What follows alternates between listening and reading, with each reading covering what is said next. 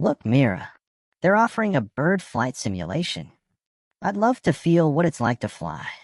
Me too. But, not all birds are born ready to fly. Some struggle just like we do when learning something new. You're absolutely right, Mira. Speaking of which, have you two heard about the young seagull's first flight? No, ma'am. What's the story? Let's take a little break from your usual routine. Come with me to the biology lab. I'll tell you the tale. Once upon a time, there was a young seagull perched on a high ledge. He was terrified of flying. A seagull scared of flying? Isn't that what they're made for? Exactly. But this little guy doubted his wings. He was afraid he'd fall and crash into the sea below. Poor thing. Did his family try to help?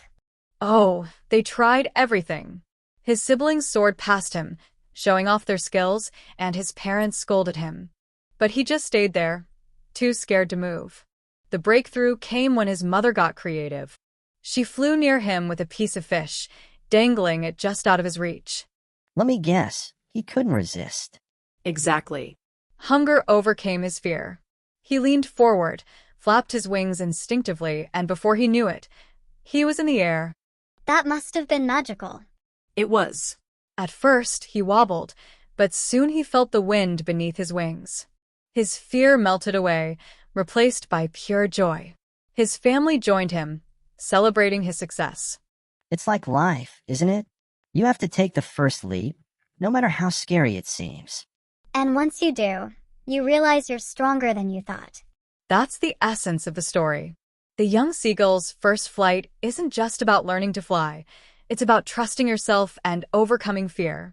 I'll think of that seagull next time I hesitate to try something new. Like answering the tough questions in math class? Exactly. Remember, class isn't the only place to learn. Observe nature, and you'll find lessons everywhere, just like this young seagull.